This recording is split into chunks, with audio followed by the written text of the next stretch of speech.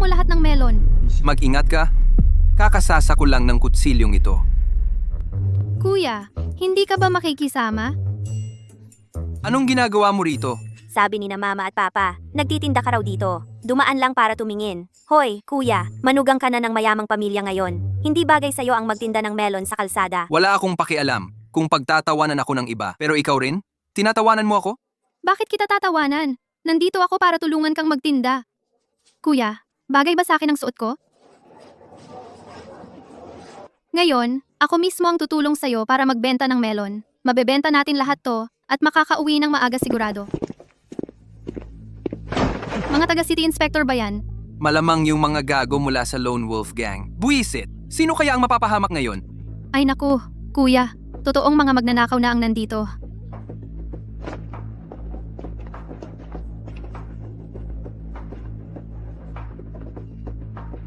Bata, hinog na ba ang mga melon na to?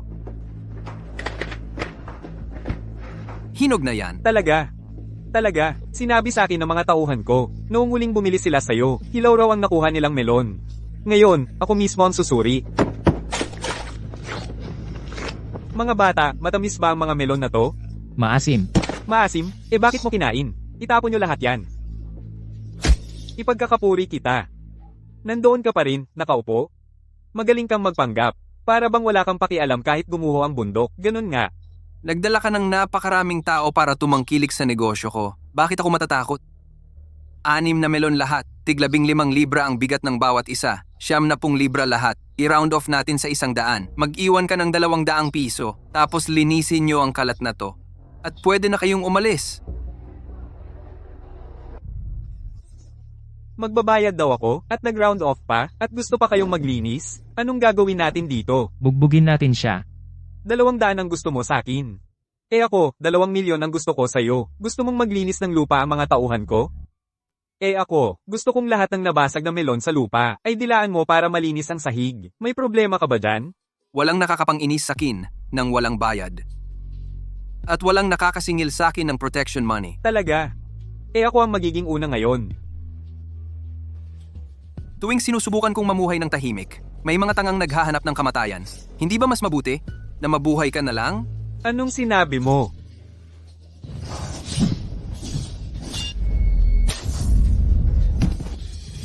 Ang perang gusto ko? Walang kulang kahit piso. Ang mga bagay na gusto kong gawin nyo, walang diskwento kahit kaunti. Ano ba ang ginagawa ninyong nakatayo lang dyan? Hulihin siya. Ang sino mang makapatay sa kanya, ay tatanggap ng $1 milyong mula sa akin.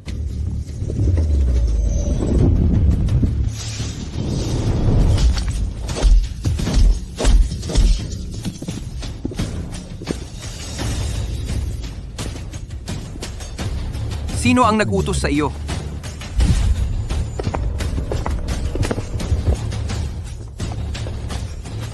Paumanhin po, ginoong mo. Walang kakayahan ang iyong tauhan. Ayaw ko sa mga taong walang kakayahan. Ang mga salitang paumanhin, ipunin mo na lang sa susunod mong buhay. Kumusta, mahal kong bayaw?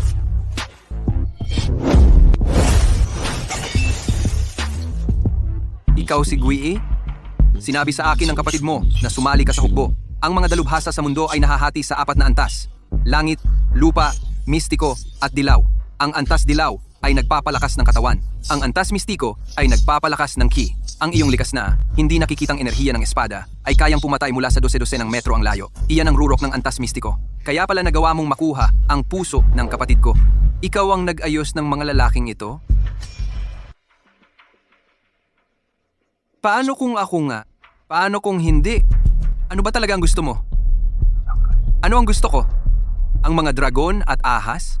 Ang mga tigre at aso, hindi magkasamang tumatakbo. Ito ay walang hanggang katotohanan. Ikaw, isang hamak na karaniwang tao, ay naglakas loob na pakasalan ng kapatid ko, isang maharlikang babae mula sa isang pangunahing pamilya. Lucien, sumobra ka na. Ang pinakamataas sa 3 ranggo sa mga karaniwang tao. Bumagsak ang dinastiyang Jin 1,000 taon na ang nakalipas. Ngunit ang isip mo ay puno pa rin ng mga labi ng feudalismo. Ang mga tao ay nahahati sa mataas at mababa, marangal at hamak. Sa 3, 6, 9 na antas. Aminin man ninyong mga mababang uri ng mga karaniwang tao o hindi, iyan ang katotohanan. Bukod pa riyan, ang sistemang siyam na ranggo ay malapit nang maibalik sa dakilang siya. At ang aking pamilyang Mu ay itinalaga bilang isang pamilya sa pinakamataas na 3 ranggo ni ang kanyang kamahalan, ang bagong emperatrice. Paano malalaman ng isang hamak na karaniwang tao tulad mo? Narito ka ba para magsalita ng kalokohang ito sa akin? Galit ka dahil may kasalanan ka. Alam mong nagsasabi ako ng totoo. Ang isang hamak na karaniwang tao tulad mo ay hindi karapat-dapat sa aking kapatid na babae, isang marangal na dalaga mula sa isang dakilang pamilya. Naging ganito ka, at ako, bilang iyong bayaw, ay may pananagutan sa hindi pagdidisiplina sa iyo ng maayos. May pananagutan din ako. Ngayon, ituturo ko sa iyo kung ano ang ibig sabihin ng paggalang sa iyong mga nakatatanda. Naghahanap ka ng kamatayan, karaniwang tao. Likas na Gangchi. Isa kang dalubhasa sa antas ng lupa. Ano man ang ranggo mo, sapat na iyon para disiplinahin ka. Oh, talaga? Masyado kang maagang nagdiriwang. Kuya, ano ang dapat nating gawin? Hindi ba't mataas ang kasanayan mo? Hindi ba't wala kang takot? Halika, magpanggap kang kalmado para sa akin. Palakas sa balon. Dahil sa paggalang sa iyong kapatid na babae, binigyan kita ng isang pagkakataon. Huwag mong sirain ito para sa iyong sarili. Ha, isang napakalaking katatawanan. Binigyan ako ng pagkakataon? Tingnan natin kung ang iyong likas na gangki ay makatiis sa isang ulan ng bala. Handa na!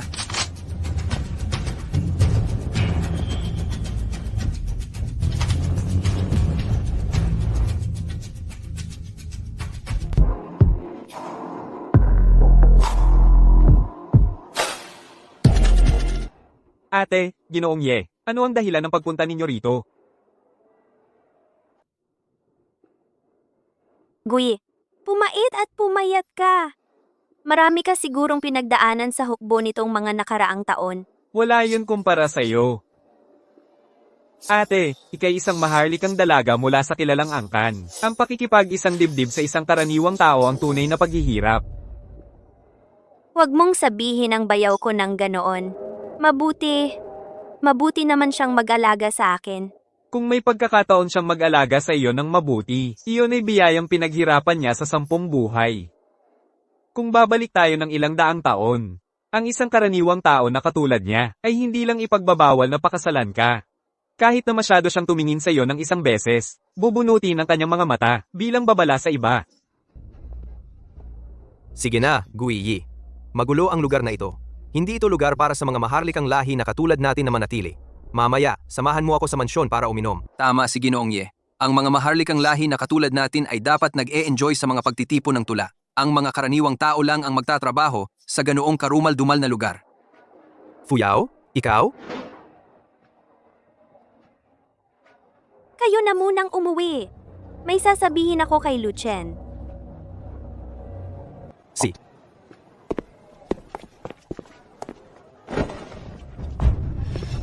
Ang mga lumalampas sa kanilang hangganan ay haharap sa parusa.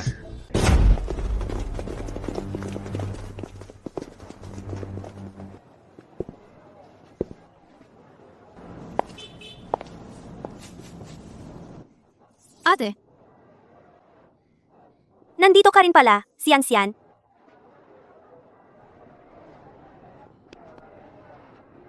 Xiang, umuwi ka muna.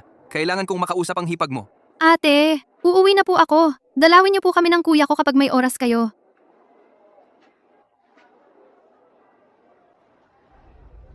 Kahit gaano kahirap ang pamilyang mo, kaya pa rin naming pakainin ka. Bakit kailangan mong gawin ang ganyang hamak na trabaho? Ang mga ninuno ng Mu ay dating naghahabi ng tsinelas para mabuhay. Hindi hanggang sa mahigit 20 taon na ang nakalipas, sa tulong ni Lin Kie, tayo ay naging isang marangal na pamilya. Para lang mabuhay, walang trabahong mataas o mababa. Ang nakaraan ng pamilyang mo, mas alam ko yan kaysa sa iyo. Nagbago na ang panahon. Si Emperatrice Ye Jiao ang umakyat sa trono. Itinatag niyang muli ang sistemang 9 rank. At personal niyang itinalaga ang pamilyang Mu bilang isang top tier na marangal na angkan. Dapat panatilihin ang dignidad ng isang marangal na pamilya. Si Emperatrice Ye Jiao, nagpalit ng pangalan. Araw at buwan ang namumuno sa kalangitan. Natatakot lang ako na parang manok na tumitilaok sa madaling araw. At sa huli, walang mangyayari sa lahat ng ito. Masasabi mo sa akin ang mga bagay na ito. Ngunit kung kumalat ang balita, Tiyak na kamatayan ang kahihinatnan. Ye Zhao. Sa isang araw, hindi maiiwasan ang tunggalian namin. Sige, hindi ako nanatili para makinig sa pagmamayabang mo. Matapang ang ugali ni Guiyi. Baka mahirapan ka sa kanya. Bayaw mo siya. Sana ikaw ang unang magpakumbaba. Sinabihan mo na ba ang kapatid mo na magpakita ng respeto sa kanyang bayaw? Pare, ang asawa mo ay parang diwata ang ganda. Ang asawa mo ay parang diwata ang ganda. Ano naman kung ganon? Hindi lang talaga tayo para sa isa't isa. Pagkatapos ng seremonya ng pagsunod sa araw, ang kapatid kong babae ay personal na darating sa Jiangzhou at magtatatag dito ng ranking ng langit, lupa at tao upang hamunin ang mga nangungunang maestro sa buong mundo. Nais kong pakasalan si Fuyao sa okasyon ng malaking seremonyang ito. Sa panahong iyon, ayaw kong makakita ng kahit anong mga elemento na nagdudulot ng kaguluhan. Huwag kang mag-alala. Ang karaniwang taong iyon na naglakas loob na dungisan ang dalagang Maharlika ay malapit nang mawala. Ang lahi ng aming matriarka ay hindi dapat madungisan.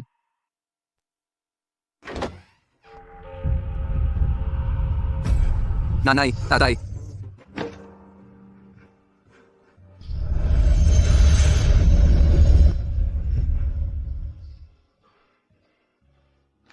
Kuya, tulungan mo ako. Sino ang gumawa nito?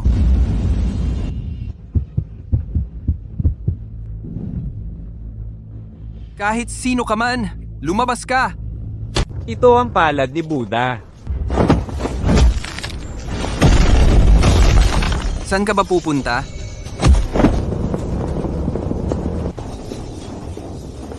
Dito ka lang!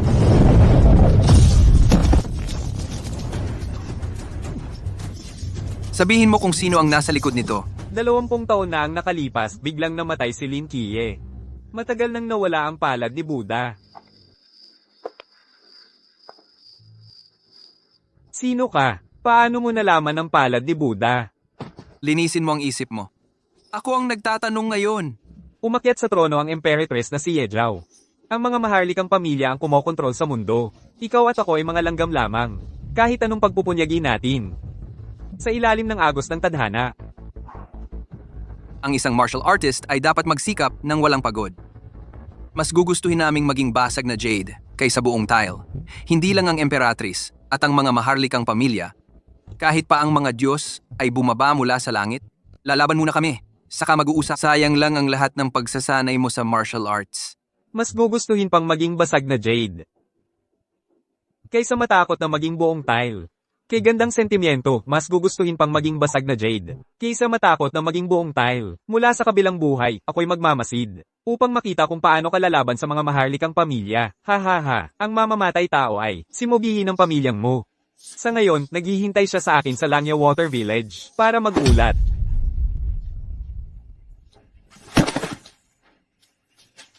Mugui. Pinatay na ang mga ampon na magulang ni Lu Chen. Ang kapatid niyang babae, si Lu Qianqian, ay dinala na sa estate ng pamilya Ye ayon sa utos ni Ginoong Ye. Naiwan ang Shadow sa tahanan ng mga Lu, lihim na minamanmanan ang mga galaw ni Lu Chen. Sa aking pagbibilang, dapat ay nakabalik na ngayon ang Shadow.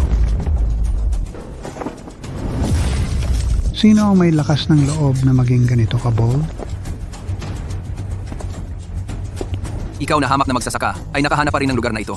Mukhang ang asong utusang iyon, si Shadow, ay nagtaksil sa iyo. Ipadala ang utos. Patayin ang buong pamilya niya. Gaya ng utos mo, Ginoo. Ang aking mga ampon na magulang ay mahigit 60 taon na. Sila ay matapat, simpleng mga tao sa buong buhay nila. Hindi sila kailanman nakasakit ng kahit sino. Hindi kailanman gumawa ng kahit isang maling bagay. Bakit mo kailangan silang patayin? Bakit? Sinabi ko sa iyo, isang magsasakang nangahas na umabot ng higit sa iyong estado ay dapat magbayad ng halaga.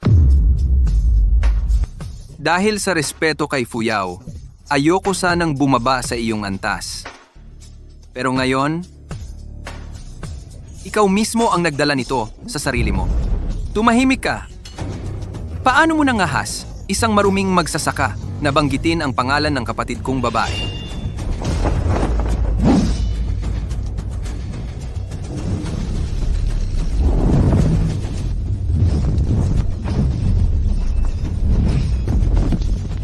Imposible! Ang Overlord Spear, kahit na isang Earth rank na eksperto, ay mahihirapang galawin ito. Imposible! Paano mo nangahas saktan ng Ginoo? Atake, kayong lahat.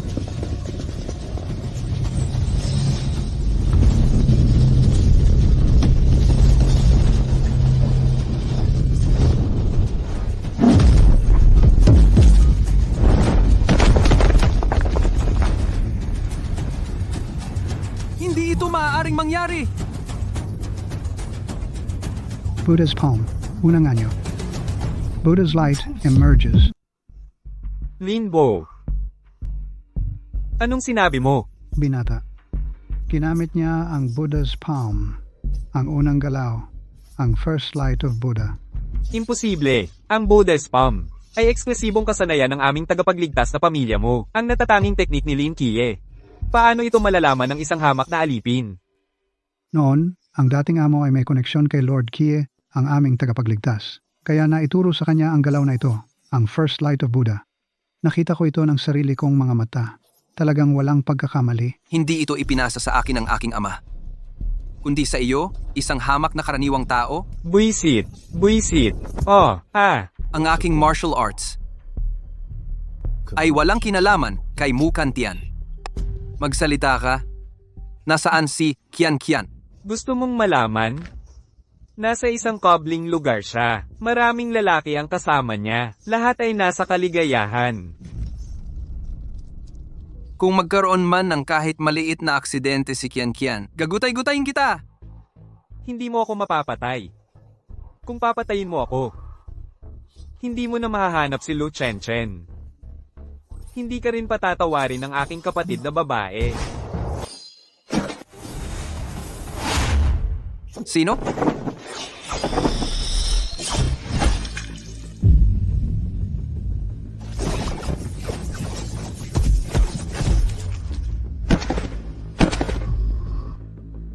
Hindi mo siya mahahanap.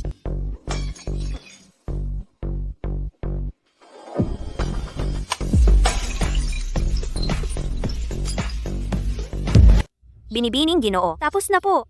Lahat ng naroroon, maliban kay Lu Chen, ay naalis na. Ang na-edit na footage ay naipadala na rin kay Miss Fuyao. Kahit na may 1,000 bibig si Lu Chen, hindi niya ito mabibigyang katwiran. Isang langgam lang. Kahit na mas malakas ng kaunti, langgam pa rin. Ipasa ang utos. Lahat ng malalaking pahayagan at istasyon ng TV ay dapat magtuon sa pag-uulat ng insidente kung saan ang live-in na manugang ng pamilyang Mu. Gusto ko siyang maging kilalang-kilala sa buong Daxia na walang matitirang pagtataguan. Binibining Ginoo, may isa pang bagay. Iniulat ng mga nakatatanda sa misyon na napakataas ng martial arts nitong si Lu Chen. Pinapayuhan kanilang mag-ingat ng husto. Huwag kang mag-alala. Sa ilang araw, magtitipon ang mga nangungunang master ng mundo sa aming pamilyang Ye. Darating din ng personal ang aking kapatid na babae. Pagdating ng panahong iyon, kung maglakas loob siyang sumipot si Lu Chen, ang pamilyang Ye ang magiging libingan niya. Sabi ko sa'yo, ang Lu na yon ay wala namang iba, kundi isang gahaman, walang utang na loob na aso. Ang matigas ang ulo mong ama, ayaw makinig, hindi lang niya ikinahila pababa. Pinatay pa niya si Yigui. Ang walang utang na loob na sukab na yon ay dapat mamatay ng 1,000 beses. Nanay, huwag kang mag-alala. Tiyak na lulutasin ko ito hanggang sa dulo. Kung talagang gawa ni Lu Chen ito, Ano pang kailangang imbestigahan? Malinaw na lahat sa surveillance footage. Sabihin ko sa'yo, Mu Fuyao. Kung ipagtatanggol mo pa ang walang utang na loob na sukab na yon, puputulin ko ang ating ugnayang ina at anak. Ginang. Binibini. Nasa tarangkahan po ang binata at humihiling ng pagkikita. Ang walang utang na loob na sukab na yon ay may lakas pa ng loob na pumunta? Mga guwardiya, bugbugin niyo siya hanggang mamatay. Hayaan mo siyang sumama kay Yigui. Tiawang, pakiusap, magpakahinahon po. Gumawa ng napakasamang gawaing ito si Lu Chen, pero may lakas pa siya ng loob na pumunta rito. At mang-udyok sa atin. Bakit hindi natin tingnan kung ano talaga ang gusto niyang gawin? Papasukin mo siya. Opo.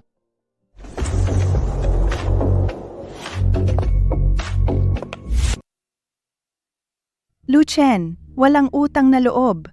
Sabihin mo, anong ginawa ng pamilya kong Mu para magkasala sa'yo? Para kang kalye, isang pulubi. Kami ang nag-ampon sa'yo, nagpakain, nagpainom, at ipinakasal pa sa'yo si Fuyao. Paano mo nagawang patayin si Guiyi? Gago ka. Hindi ko pinatay si Muguyi. Kung hindi ikaw, sino? Duwag ka. Ngayon, pagsasamahin kita kay Guiyi sa kamatayan. Wang Yueme. Ngayon, ang huling pagkakataong pagtitiisan kita. Nakikita mo ba? Mukhang tiyan, tandang-tanda ka. Nakikita mo ba yan mula sa langit? Ang kinuha mo sa basurahan, anong klaseng basura yan? Lucien, ang kapal ng mukha mong magsalita sa nanay ko ng ganyan? Wala akong utang sa pamilya mong Mu, lalo na kay Wang Yueme.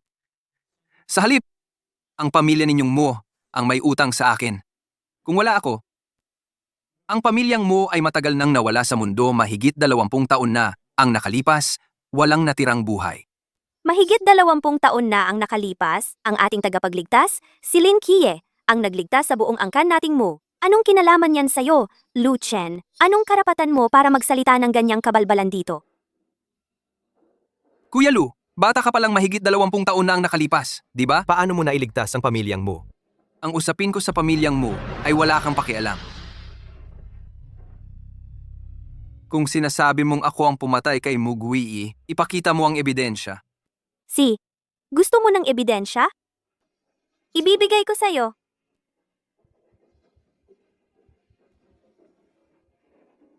Malinaw na nakuha ng lahat ng camera.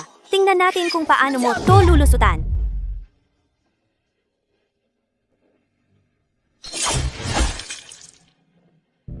Sino ang nagbigay sa'yo ng recording? Hindi mahalaga kung sino ang nagbigay. Ang mahalaga ay ito, Kuya Lu.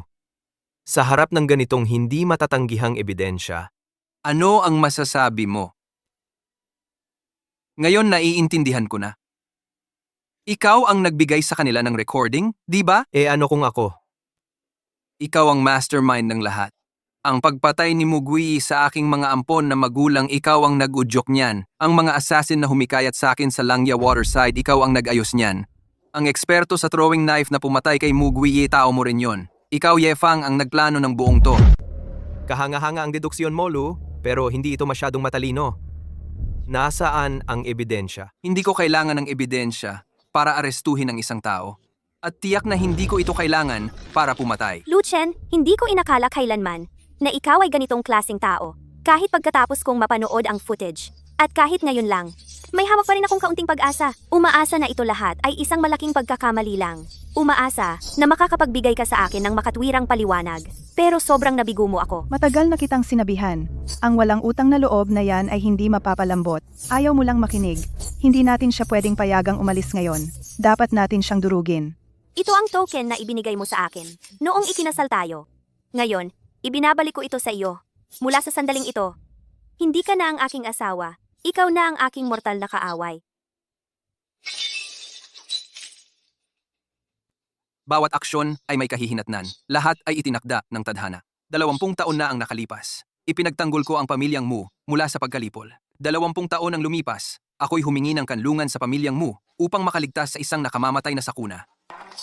Mula ngayon, naputol na ang aking ugnayan sa pamilyang Mu. Wala na tayong utang na loob sa isa't isa. Ang kapal ng mukha. 20 taon na ang nakalipas. Ang nagtanggol sa aming pamilyang Mu ay ang numero 1 sa mundo, si Lin Kie. Ano ang kinalaman yan sa iyo, Lucien? Ang utang mo sa pamilyang Mu, hindi mo mababayaran kahit sa 1,000 buhay. Kapag dumating ang tamang panahon, malilinaw ang lahat. Nasaan si Lu Qianqian? Isuko mo siya, sino si Lu Qianqian? Ginoong Lu, mali ang tinatanungan mo. Nagpapanggap kang tanga, ay hindi magiging epektibo sa akin. Mayroon kang 3 segundo para isuko si Lu Qianqian o papatayin ko. Gusto mo akong patayin? Tingnan natin kung kaya mo.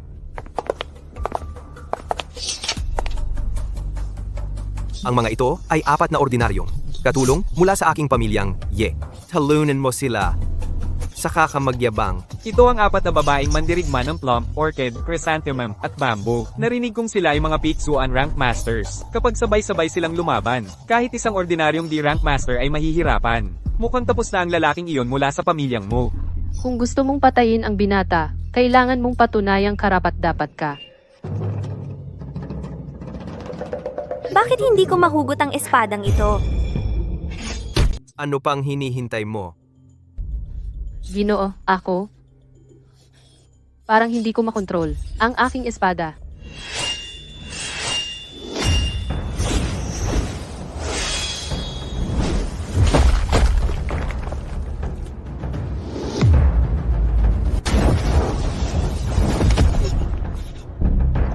Papatayin kita. Kahit na 4 lang ang katulong mo. Kahit na napapaligiran ka ng hukbo. Mag-isa ka pa rin. Huwag mo akong patayin, Ginoo.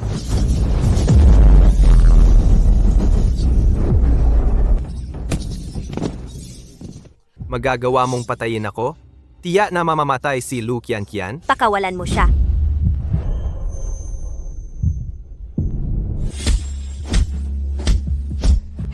Pakawalan mo siya o papatayin kita.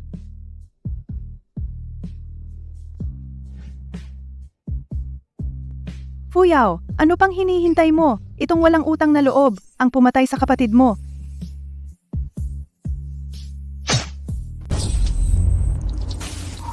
Patayin mo siya ngayon. Fuyao, gawin mo! Hindi ako. 15 taon na ang nakalipas. Tayo ay pinag-isa ng espada. Ngayon, tayo ay maghihiwalay dahil dito.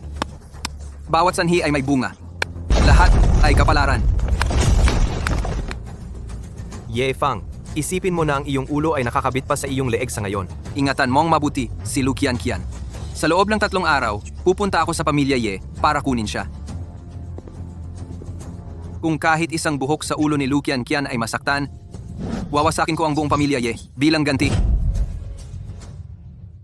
Ye Fang, talaga bang nasa iyo si Lu Qianqian? Siya ay gumagawa lamang ng maling paratang. Fuyao, huwag mo siyang paniwalaan. Ang walang utang na loob na iyon. Itinago niya ang kanyang mga kasanayan sa martial arts nang siya ay magpakasal sa aming pamilya mo. Tiyak na may masamang hangarin siya.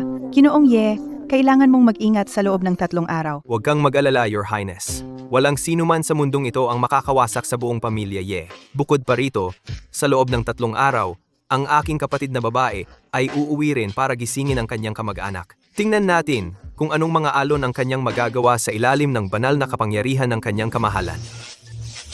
Ano iyon, Ye Zhao? Ye Zhao, may nagsasabing gusto nilang wakasan ang buong pamilya Ye. Ako ay hindi karapat-dapat, Ye Zhao. Nakikiusap ako sa iyong hatol. Napaka-interesante.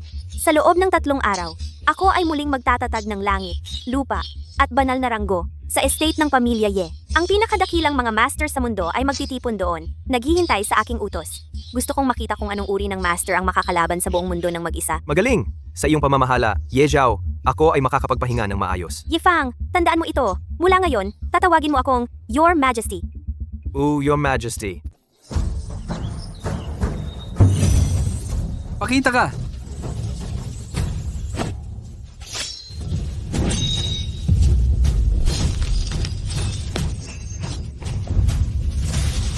Tumigil ka.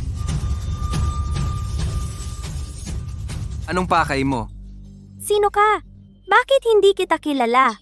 Sa galing mong mag-martial arts. Kung ang susunod mong sasabihin ay walang kabuluhan pa rin.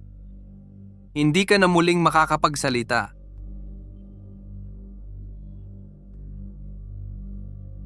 Huwag kang matakot. Narito ako para magbigay ng imbitasyon. Imbitasyon? Anong imbitasyon? Bukas, ang binata at si Miss Mu Fuyao ay magkakaroon ng seremonya ng enggamiento sa lupain ng pamilya Ye. Sabi ng binata, dahil gusto mong hanapin si Lu Qianqian, binibigyan kanya ng pagkakataon para makita kung karapat-dapat ka.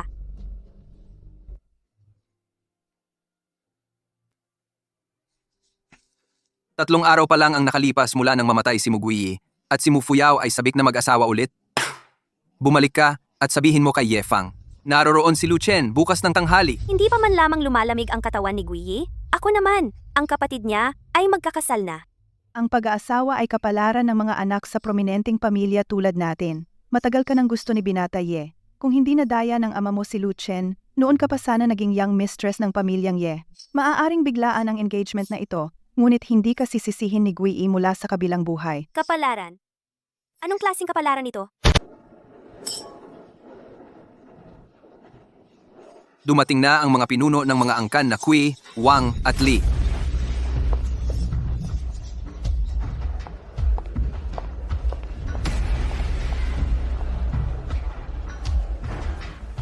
Ang layo ng inyong pinagdaanan.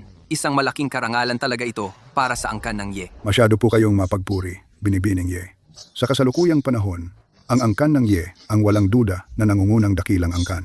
Para sa aming tatlong matatandang ito, na mabigyan ng karangalang makapunta sa lupain ng pag-akyat ng dragon, isang malaking kapalaran iyon para sa amin. Totoo.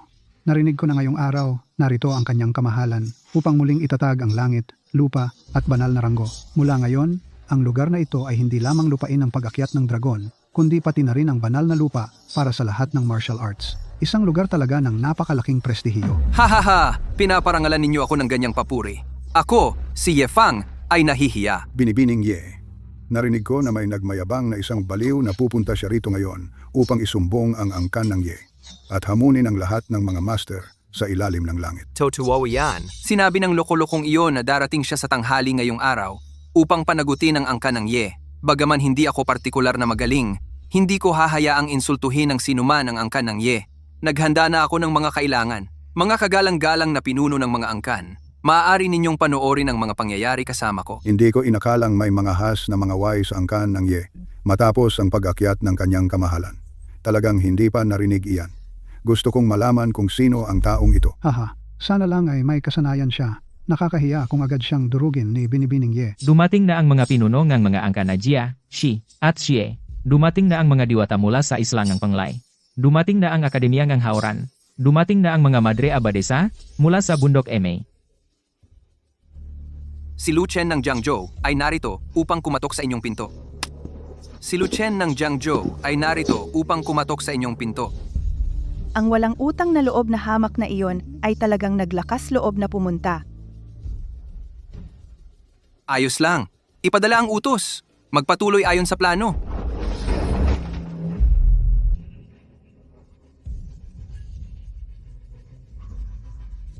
Talagang dumating siya. Mga kababayan, ngayon ay masasaksihan natin dito kung paano itong baliw ay mangahas na hamunin ang kamahalan ng aking angkan ng Ye. Sabi ng binata, 3 henerasyon ang kailangan para maging angkan, 5 para maging lahi, 10 para maging maharlikang angkan. 5 henerasyon para maging lahi, 10 henerasyon para maging maharlikang angkan. Ang angkang Ye ng Kyoto ay umabot na ng 12 ng henerasyon. Walang duda, sila ay isang pangunahing maharlikang angkan. Ikaw, isang karaniwang tao, gustong makipagkita sa pinuno ng isang maharlikang angkan? Dapat mong lampasan ang 9 na pintuan para lang makakwalipika. Ang mga salita ni Binata Ye ay eksakto ang iniisip ko. Ang aming mga maharlikang angkan ay naipon sa loob ng 12-dosenang henerasyon. Nakatayo kami ng mataas sa mga ordinaryong karaniwang tao. Kami ay parang mga Diyos na naninirahan sa 9 na langit. Masyadong mataas para lapitan. Kung ang mga hamak na karaniwang tao ay madali lang kaming makakausap, nasaan na ang dignidad ng isang maharlikang angkan? 9 na pintuan? Wala yan. Kahit pa ito ay 9 na hadlang mula sa langit. Ngayon, babasagin ko lahat yan.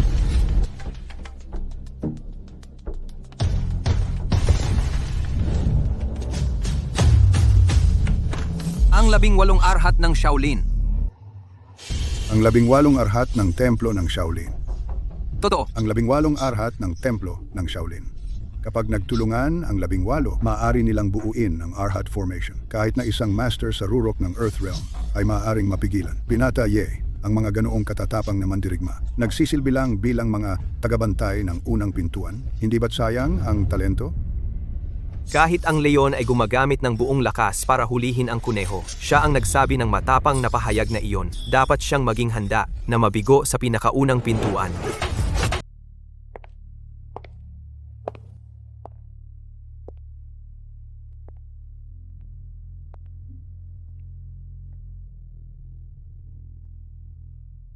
Namo Amito Ofo, ako si Arhat Shanglong ng Damo Hall ng Templo ng Shaolin. Bumabati kami sa iyo, Ginoo.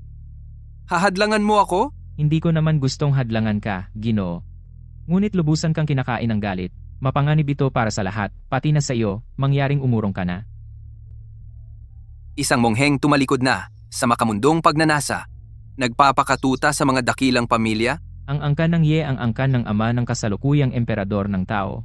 Nagpakita sila ng malaking kabutihan sa mga tao. Ang aking orden ng Budismo ay itinuturing ang pagprotekta sa mga tao bilang tungkulin nito. Hindi namin papayagang ang mga walang galang na rebelde Ay dumungis sa banal na lupain ng pag-akyat ng imperyo. Pantay-pantay ang lahat ng nilalang. Ano ang nagtatakda ng mataas o mababa? Gaano man kagaling ang iyong pananalita, hindi mo maitatago ang iyong pagpapakatuta kay Ye Zhao. Anong kapalaluan? Kuya, para harapin ang ganoong walang galang na hangal, dapat lang natin siyang bugbugin hanggang mamatay gamit ang ating mga tungkod. Hindi na kailangan ng karagdagang salita. Na mamituofo.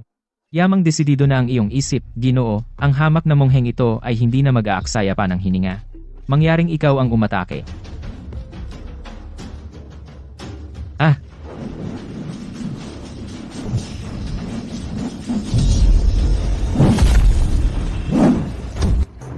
Ang pormasyon ng 18 arhat, mga walang kwentang panlilinlang. Panoorin mong durugin ko ito.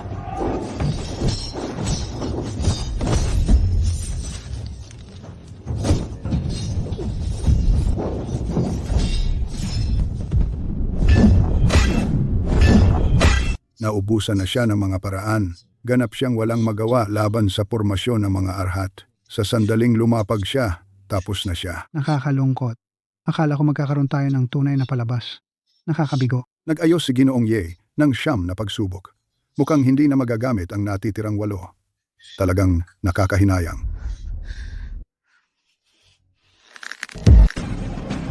Aray.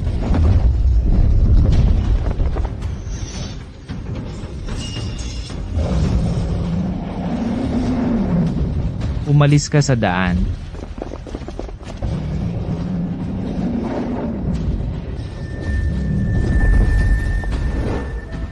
Labing-walong palad na sumasakop sa dragon.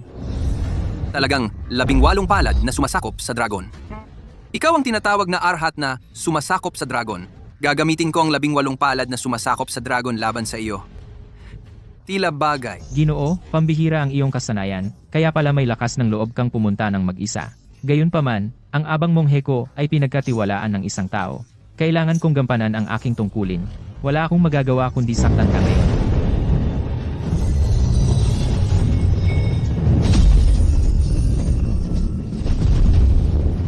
Suntok nu arhat.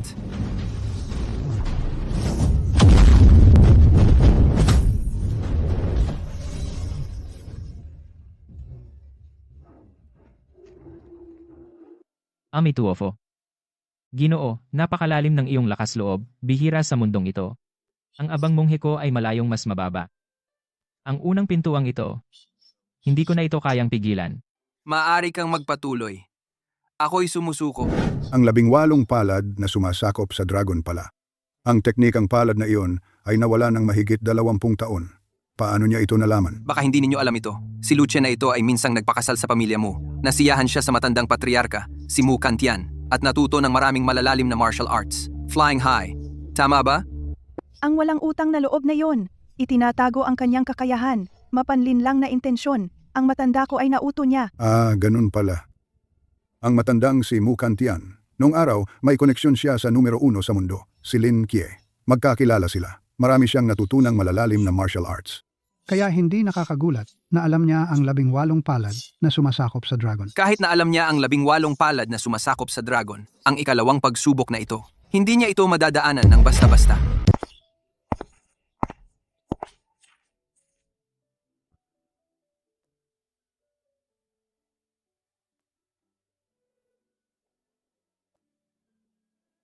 Huangfeng Ridge, 800 li. Dating isang matabang lupain sa kabila ng lagusan. Magandang tono, magandang liriko. Isang awiting sumasakit sa puso. Saan sa mundo makakahanap ng kaluluwa? Sayang. Sa wakas nakilala ang isang kaluluwa, ngunit kailangan mong mamatay sa aking kamay. Sayang, tunay na sayang. Sinabi minsan ni Confucius, makinig sa daan sa umaga, mamatay sa gabi ng walang pagsisisi. Yamang nakakita na ako ng kaluluwa. Bakit matatakot sa kamatayan? Bukod pa, ikaw ang maaaring mamatay. Hindi ako. Binata, tunay kang may malaking tapang. Ngunit ang laban ng buhay at kamatayan ay nakasalalay sa kasanayan, hindi sa salita. Maaari ko bang itanong ang iyong pangalan? Ginoo? Ang aking hamak na pangalan ay Siyam na Daliri. Sa mundo ng martial, tinatawag nila akong Siyam Daliring Demonyong Zither. Kaya ang siyam daliring demonyong Zither ay ang taong ito pala noong nakaraan. Iniranggo ni Bai Xiaosheng ang weapon spectrum at ang 7 kill list. Ang hukin ng siyam daliring demonyong Zither ay niranggo bilang ika-6 sa weapon spectrum at siya mismo ay niranggo bilang una sa 7 kill list. Siya ay kinikilala bilang pangunahing mamamatay tao sa mundo. Hindi inaasahan, siya ay kusang nagbabantay ng pinto para sa pamilyang Ye. Ang pamilyang Ye, tunay na karapat-dapat bilang pangunahing pamilya sa mundo. Pinupuri ninyo ako, mga pinuno ng pamilya. Ito ay dahil sa banal na kapangyarihan ng kanyang kamahalan. Narinig ko na ang hukin ay mahiwaga. May kakayahang pumatay ng walang bakas. Imposibleng mapangalagaan. Bukod pa, sinasabing bago ang 7 kill, walang nakaliligtas. Ngayon, sa wakas, ay mapapalawak natin ang ating Ano ang relasyon mo sa demonyong Zither na may 6 na daliri? Siya ang aking guro. Kaya guro mo siya. 30 taon na ang nakalipas. Minsan kaming naglaban. Ang angkan ng demonyong Zither ay nagpapadaloy ng tunay na ki sa kanilang musika. Pumapatay ng walang bakas. Bawat pag-unlad ay nangangailangan ng pagputol ng daliri. Ang pagputol ng 5 daliri ang pinakamataas na antas. Sa yugtong iyon, hindi na kailangan ng mga daliri para kalabitin ang mga kwerdas. Kaya na nilang maglabas ng di nakikitang enerhiya ng espada at patayin ang kalaban mula sa 100 hakbang ang layo. 1 daliri pa lang ang naputol mo. Malayo ka pa sa pinakamataas na antas. Ganoon ba? Kung gayon, ako na may 9 na daliri, ay dapat subukan ang iyong kakayahan.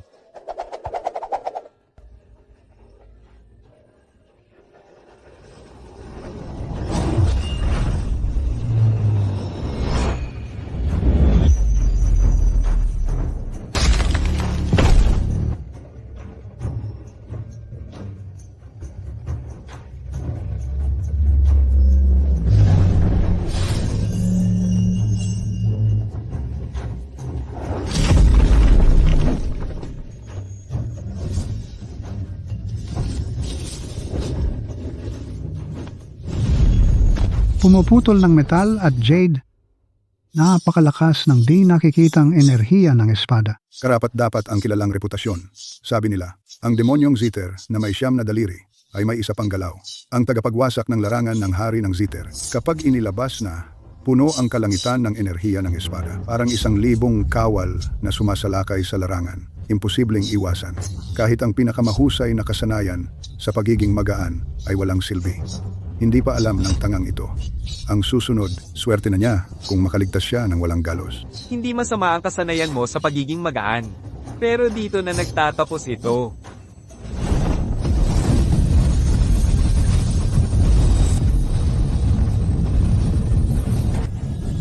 Ayos. Talagang hindi nabigo ang reputasyon ng Battlefield Melody ng Hari ng Qin. 1 galaw lang. Nangunguna sa 7 Killers ranking ang 9-fingered Zither Demon. Karapat-dapat nga. Maliban kang magsama sa mundo ang isang heaven-ranked Grandmaster at gamitin ang kapangyarihan ng mundo para labanan ito, wala akong maisip na ibang paraan para kontrahin ito. Wala nang pag-asa ang batang ito.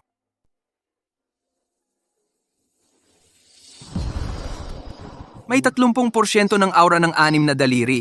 Panoorin mong basagin ko ito.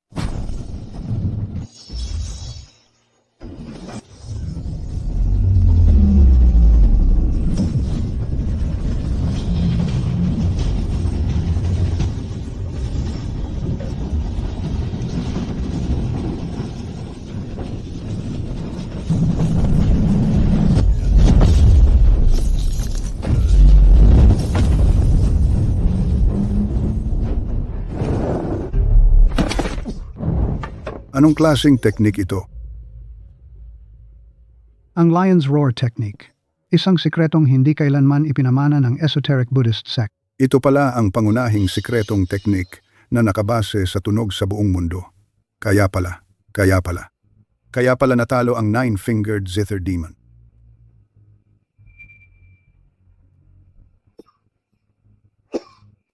Ang pamana ng Lion's Roar Technique ay naputol 30 taon na ang nakalipas. Paano mo nalaman ang teknik na ito? Sinabi ko sa'yo, 30 taon na ang nakalipas. Nagkaroon ako ng laban sa master mo, ang 6 Fingers. Sayang, hindi mo ako pinaniniwalaan.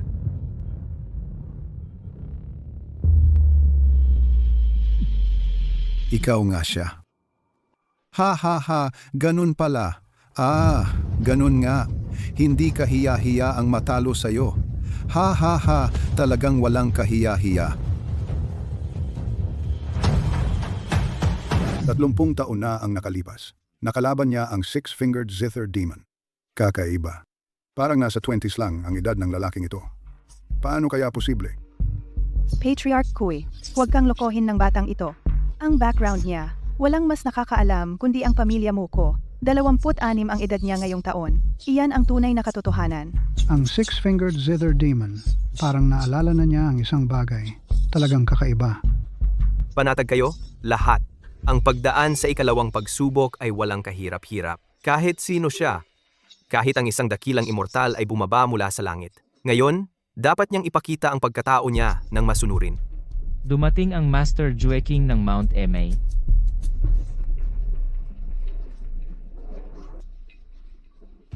Pagbati, Master. Hindi ko inakala na dadalo ka sa amin. Patawarin mo ang disciple na ito sa hindi pagtanggap sa iyo ng maayos. Okay lang. Ngayon, ang Her Majesty ay bumalik sa bahay para bisitahin ang pamilya. Ako, ang guru niya, ay dumating para makita, Your Majesty. Narinig ko na may baliw na dumating para maghasik ng gulo. Totoo ba ito? Huwag kang mag-alala, Master. Ang disciple na ito ay naghanda na. Ngayon, hindi talaga natin papayagan ng baliw.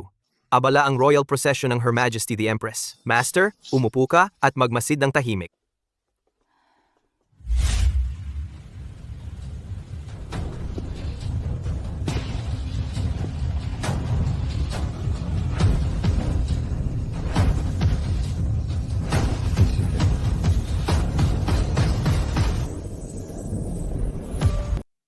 Chu Haotian. Ang walang kaduda-dudang pinakamagaling sa ating henerasyon. Narito rin siya. Malapit nang muling itatag ni Her Majesty the Empress ang langit, lupa at banal na ranggo dito mismo. Lahat ng mga dalubhasa sa daigdig na nais maitala ay dapat pumunta sa aking angkan ng Ye. Natural, hindi eksepsyon si Chu Haotian. Ayon sa chismis, nabasag na niya ang tulay ng langit at lupa. At pumasok na sa ranggo ng isang dakilang dalubhasa ng langit. Sa kanyang pagkilos, makakapagpahinga tayo ng maayos. Ayon sa chismis, ang kultibasyon ni Chu Haotian ay nasa rurok ng ranggo ng lupa. Sa pagkakita sa kanya ngayon, napagtanto kong mali ang chismis. Oh, paano naman? Nabasag mo na ang tulay ng langit at lupa at nakalusot ka na sa ranggo ng langit. Akala ko hindi mo ako mahuhulaan. Pero dahil alam mo ang pangalan ko, bakit walang takot sa iyong mga mata? Takot? Bakit ako dapat matakot? Nagsimula akong magsanay ng martial arts sa edad na 3. Pumasok sa dilaw na ranggo sa edad na 10. Ang misteryosong ranggo sa edad na 15. Nakalusot sa ranggo ng lupa sa edad na 20. Sa wakas, nabasag ang tulay ng langit at lupa, at umakyat sa ranggo ng langit. Sa harap ko, tanging sina Lin Qiye at ang Empress lang ang nakalampas sa akin. Bakit hindi ka dapat matakot sa akin? Dahil hindi ka karapat-dapat. Ano? Ano naman kung nasa ranggo ng langit ka? Bago ka pumasok sa ranggo ng langit, ang pagtingin sa akin ay parang palaka sa balon na tumitingin sa buwan. Pagkatapos mong pumasok sa ranggo ng langit, ang pagtingin sa akin ay parang isang langgam na tumitingin sa malawak na langit. Akala mo ba ang antas ng langit ang pinakamataas? Masyado mong pinagmamalaki iyon. Sa kabila ng antas ng langit ay naroon ang banal na pagbabagong anyo ng dulong landas. Malayo ka pa roon. Laging may mas magaling. Ako ay naging mapagmataas. Walang saysay ang mga salita. Hayaan mong subukan kita gamit ang aking espada. Simulan mo na. Sayaw ng espada ng 8 direksyon. Nagkakaisa ang 8 espada.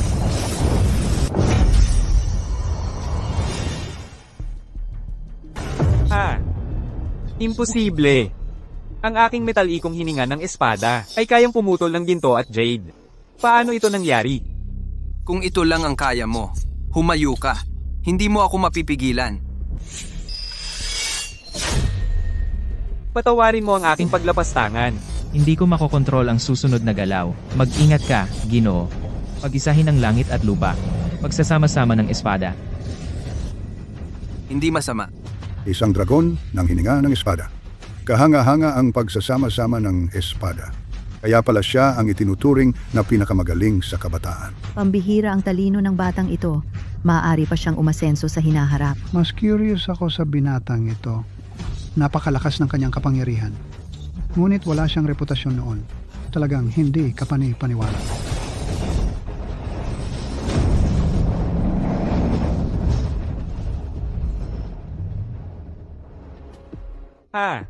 Ang paggamit ng ki para kontrolin ang mga espada ay mababaw. Hayaan mong ipakita ko sa iyo kung ano ang tunay na pagsasama-sama ng espada. Ang tunay na pagtawag ng espada. Ito ay tungkol sa pagkokontrol ng espada gamit ang iyong isip. Kung saan ang puso ang nagtutungo, lahat ng espada ay yumuyukod. Guro,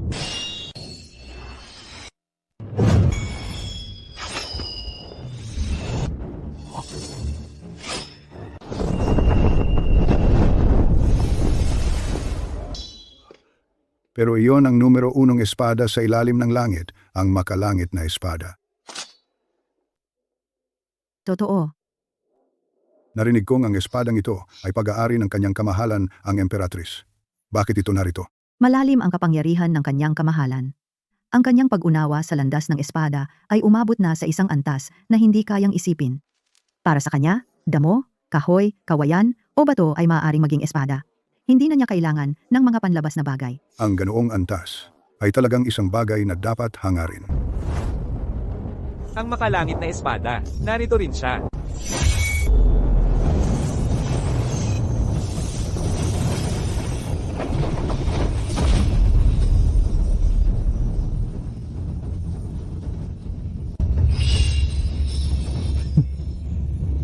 Malayo pa ang lalakbayin ko. Hindi mo ako papatayin? Kung papatayin kita o hindi, ay wala kang pakialam. May tanong ako sa iyo, Ginoo. Magsalita ka. Hindi ko kayang unawain ang antas ng iyong kapangyarihan. Ngunit ang isang guro na tulad mo, ay tiyak na nakipaglaban na ng hindi mabilang na labanan, at kilala sa buong lupain. Bakit kaya hindi kita narinig kailanman? Sino ka nga ba talaga? Pakiusap po. Pagkatapos ng araw na ito, malalantad na ang lahat ng misteryo. Ang yabang naman ng batang to. Ako mismo ang magbabantay sa pang-apat na pintuang ito. Inang Abadesa, isa lang siyang tangang pasaway. Hindi nyo na kailangang personal na umaksyon. Madali niyang tinalo si Chu Hautian. Hindi siya basta-basta. Malapit nang dumating ang kanyang kamahalan. Hindi ko hahayaang may mangyaring di inaasahan. Bukod pa riyan, matagal nang hindi nahuhugot ang aking Yitian sword. Ang dugo ng isang henyong tulad niya ay karapat-dapat lamang pampatibay sa Yitian sword.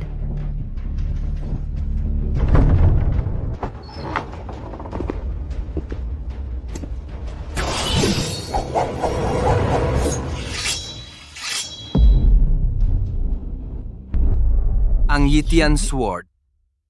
Nakita mo na ang Yitian sword? Higit pa sa nakita lang.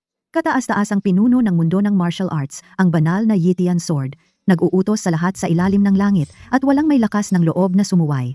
Yamang alam mo ang kapangyarihan nito, lumuhod ka at sumunod agad. Kung ang Yitian Sword ang kataas-taasang pinuno, ano naman ang aking Xuanyuan Sword? Ang Xuanyuan sword? Sundalo, halika.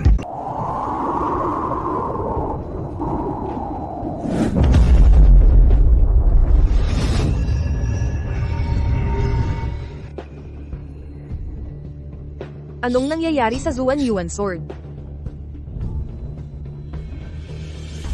Kapag nakilala na ng Zuan Yuan Sword ang kanyang Panginoon, siya lang ang makakatawag dito. Panginoon natin kaya yun.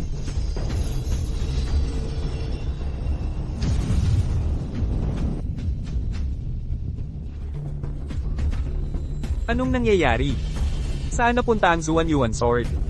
Ang Zuan Yuan Sword, tiyak na naramdaman nito ang tawag ng ating Panginoon. Lumipad ito palayo. Magaling. Lagi ko ngang sinasabi na hindi pwedeng patay ang ating Panginoon. Mahigit 20 taon. Sa wakas, hinintay ko ang araw na ito. Ipasa ang utos.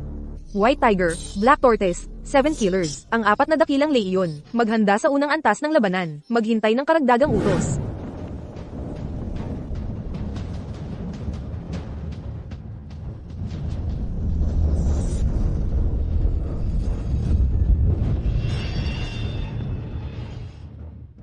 Ang ninuno ng lahat ng espada, ang emperador ng mga patalim. Iyon ang banal na Xuanyuan sword. Walang duda, ang imperial na aura na ito, tiyak na ito ang Xuanyuan sword. Sabi nila, mahigit 30 taon na ang nakalipas, ang alamat ng martial arts, si Lin Kie, ay gumamit ng Xuanyuan sword upang patayin ang 12 dayuhang Diyos. Hindi na ito muling nakita mula noon. Sino ang binatang ito? Paano niya napapagalaw ang Xuanyuan sword? Lu Chen, ilan pa bang mga bagay ang itinatago mo sa akin? Ang tabak na Xuanyuan ang banal na sandata ng sovereign ng sangkatauhan. Maliban sa kasalukuyang emperatris, walang karapat-dapat na gumamit nito. Mas mabuting ibigay mo na iyan. Hihiling ako ng kapatawaran mula sa kanyang kamahalan para sa iyong kasalanan. Gusto ni Ye Zhao na gamitin ang tabak na Xuanyuan. Karapat-dapat ba siya? Ang kapal ng mukha mo. Mang-iinsulto ka pa sa kanyang kamahalan? Papatayin kita.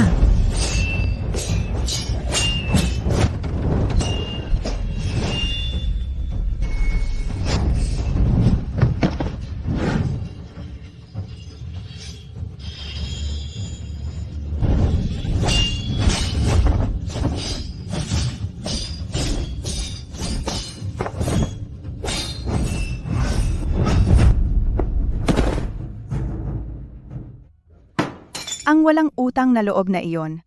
Ang galing niyang magtago ng tunay niyang pagkatao. Mukhang minamaliit ko siya. Fuyaw. Naalala ko noong mga panahong iyon, nang ikasal kayong dalawa, nangako siya na igagrant niya ang 3 hiling mo. Tama ba? Pumunta ka at pilitin siyang kitilin ang sarili niyang buhay. Ikaw, sino ka talaga?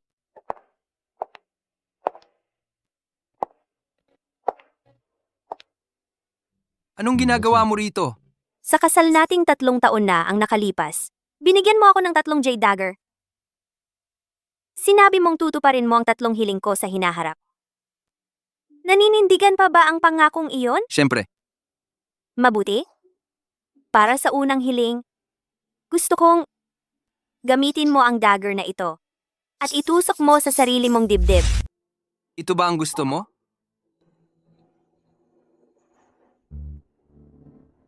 Oh.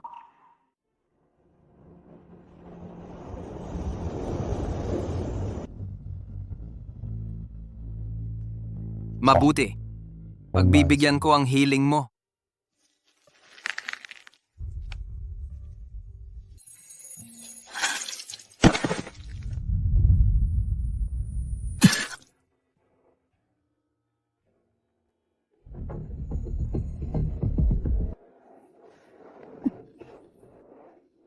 Guro, maayos ka lang ba? Hindi naman ako masyadong nasaktan.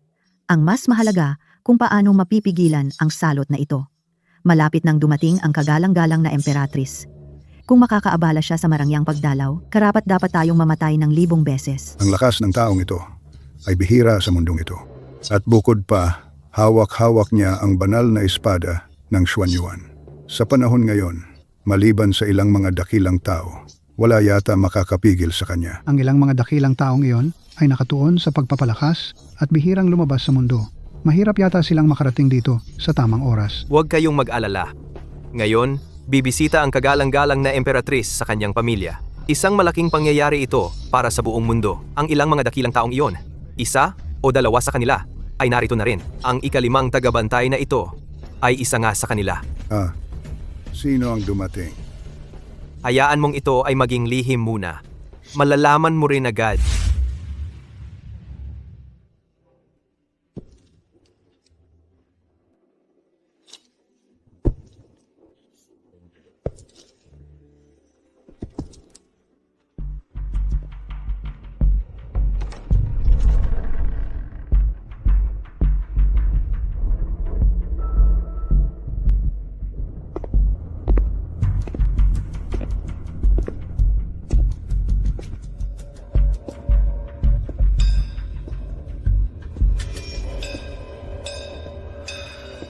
Kaya pala si Abot Huiwu.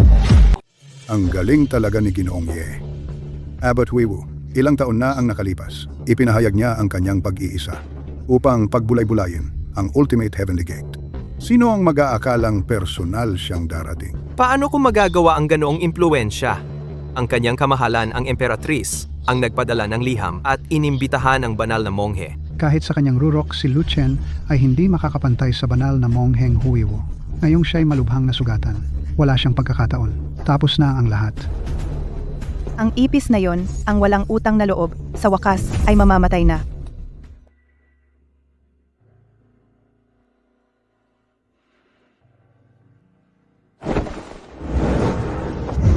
Ang hamak na mongheng ito, si Huiwu, ay bumabati sa iyo, Ginoo. Master Huiwu, mula pa noong mga dekada na ang nakalipas, nanatili ka sa pag-iisa, umiwas sa mundo. Bakit mo sinira ang iyong pangako at lumabas ngayon upang maging alipin ng mga maharlikang pamilya? Ang mundong ito ay isang dagat ng pagdurusa. Ang matandang mongheng ito ay orihinal na nagbalak mamuhay ng mag-isa. Iiwan ang mga tao sa dagat ng pagdurusa, tahimik na naghihintay ng pag-akyat sa kanlurang paraiso ng ultimate bliss. Ngunit ang kanyang kamahalan ang Emperatrice, sa isang liham lamang, ay nagbigay liwanag sa matandang mongheng ito. Kung hindi ako papasok sa impyerno, sino ang papasok? Kung matutulungan ng matandang mongheng ito ang kanyang kamahalan sa paglilinis ng mundong ito rin ay magiging isang walang kaparis na dakilang merito. Dakilang merito? Si Ye Zhao ay isang manok na tumitilaok sa madaling araw. Pinatay niya ang nakaraang human emperor, naghahangad na makipag-alyansa sa mga maharlikang pamilya at naglalayong pasukuin ang mundo sa pamamagitan ng lakas. Sa pagtulong sa kanyang kalupitan, baka hindi dakilang merito ang makuha mo, kundi mabigat na karmikang pasanin. Kakaiba. Malinaw na hindi pa tayo nagkita, kaya bakit may pakiramdam akong pamilyar?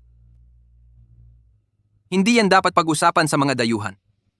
Ang buong katotohanan ay lalabas kapag dumating na si Ye Zhao. Ako, si Lu Chen, ay naparito ngayon. Hindi upang makipagtalo sa iyo. Kahanga-hanga ang iyong katalinuhan sa pagsasalita, Ginoo. Ang matandang mongheng ito ay hindi mo katapat sa debate. Gayunpaman, hindi ka maaaring umasang makalampas sa aking pagsubok sa pamamagitan lamang ng mga salita. Imposible yan. Sa huli, ito ay magiging isang tunay na labanan ng kakayahan. Ayos lang sa akin yan. Narinig ko na ang Daoxuan Temple ay may 72 kataas-taasang teknik. Bawat isa'y walang kapares na sining sa panahong ito. Gusto kong maranasan ang mga ito. Dahil sabik na sabik ka, ang matandang mongheng ito ay magpapahiya sa sarili.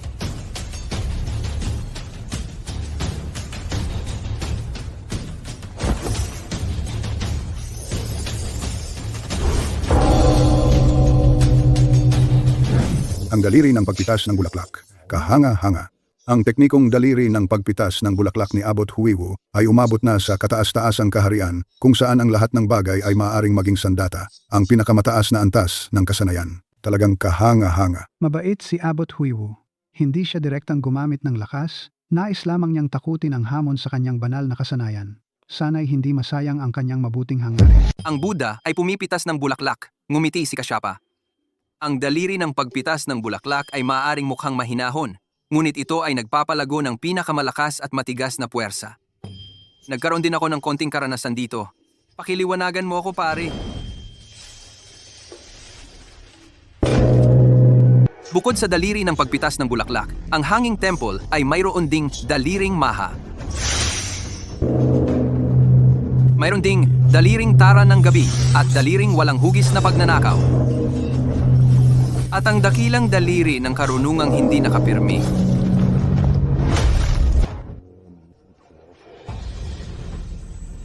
Ang 72 natatanging kasanayan ng Hanging Temple at para sa isang ordinaryong tao, ang pagmaster ng isa o dalawa sa mga ito ay sapat na para ipagmalaki. Kung ang isa ay makakapagmaster ng 3 o 4, maaari silang tawaging isang pambihirang henyo ng panahon, tagapag-ampon.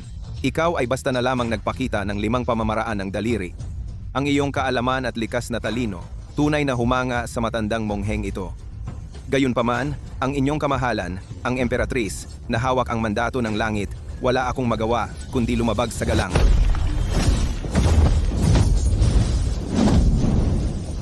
Ang dakilang bola ng pagsabog ni Shao King.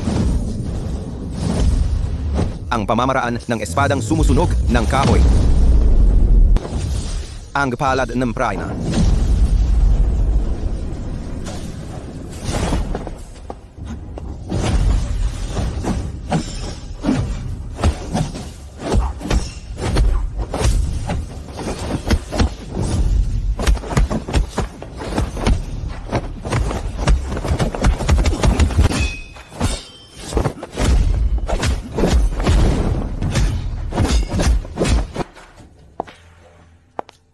Ako Ako ay nagpupugay sa inyong kamahalan. Sayang naman, at hindi kanya tunay na kapatid na babae.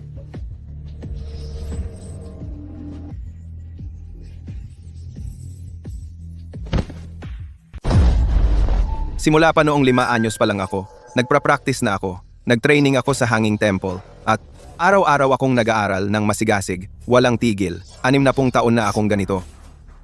18 pa lang sa 72 natatanging skill ang gamay na gamay ko. Ikaw, tagapagligtas, napakabata mo pa. Pero ang dami mo nang naabot. Mahirap talagang paniwalaan.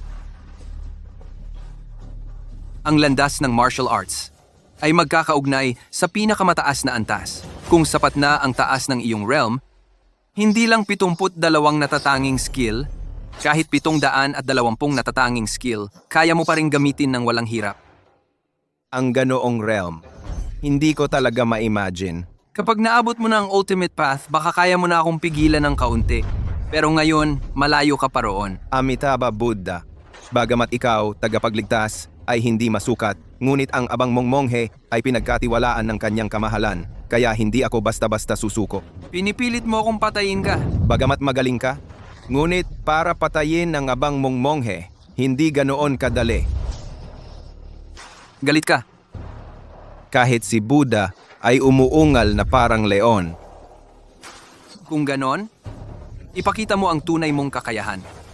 Hayaan mong makita ko kung ano ang nagbibigay sa iyo ng kumpiyansa para hadlangan ako.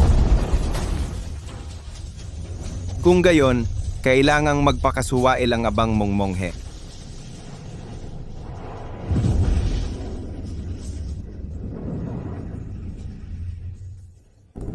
Indestructible Diamond Body Skill. Mag-ingat ka, tagapagligtas.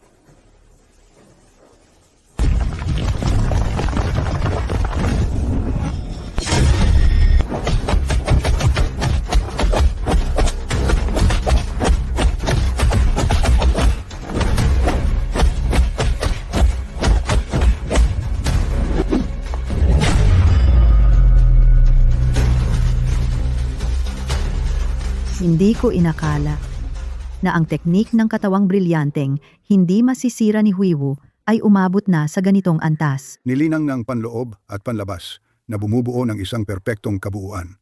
Ang kanyang buong katawan ay parang isang piraso ng brilyante. Baka kahit ang mga banal na sandata ay mahirapang makasakit kay Abot Huiwu kahit kaunti. Si Master Huiwu ay nanguna sa mundo ng martial arts sa loob ng mga dekada at talaga namang pambihira siya. Itong walang utang na loob na sukab. Hindi ako naniniwalang hindi ka mamamatay ngayon.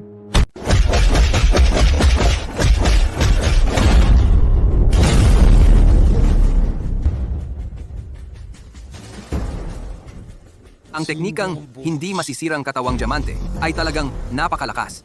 Isa ito sa mga nangungunang teknikang pampalakas ng katawan sa buong mundo. Ang teknikang ito ay nilikha ng Patriarkang Bodhidharma. Ayon sa alamat, nagmula ito sa pinakamataas na kasanayan ni Buddha, ang katawang Dharma ng Tathagata. Ito ang pangunahing sikretong sining ng aming upside-down temple. Kung hindi mo kayang madaig ang hindi masisirang katawang diamante ng matandang mongheng ito, ay umurong ka na lamang. Ang pangunahing sikretong sining ng upside-down temple, ha? Kung ito ang pangunahing sikretong sining ng upside-down temple, ano naman ang turing sa palad ni Buddha? Alam mo ang palad ni Buddha?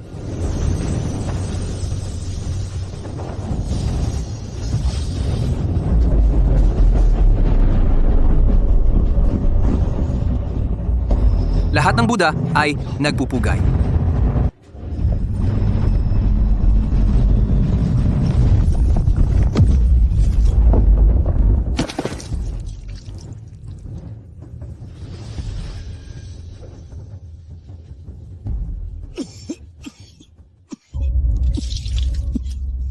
Ang palad ni Buddha ay tunay ngang sining pandigma ni Buddha, namumuno sa nakaraan, kasalukuyan, at kinabukasan isang napakataas na kasanayan.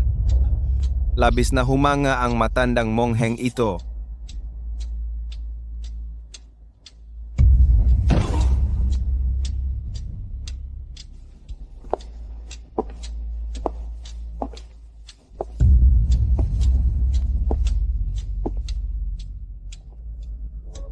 Ngayon, Saan mo gusto kong tusukin? Sa loob ng 3 taon, itinago mo ang iyong kasanayan sa martial arts sa pamilya mo, na para bang isang mahinhin at inaapi na asawa. Lahat ay para sa araw na ito, di ba? Hindi ka ba nagagalak ngayon? Pagkatapos ng araw na ito, malilinaw na ang lahat. Wala akong utang na loob sa'yo. At lalong wala akong utang sa pamilya mo.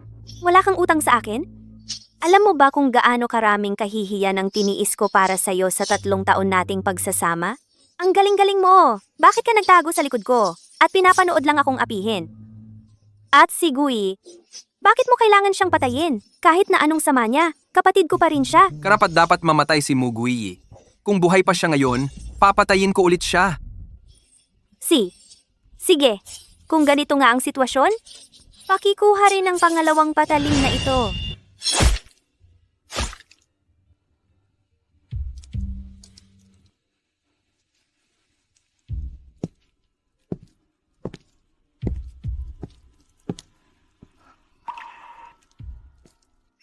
Sabi nila, mga ilang dekada na ang nakalipas, dumalaw si Lin Kie sa Daoxuan Temple. Pinag-aralan niya ang mga estatwa ng mga Buddha at Bodhisattva sa Great Hall.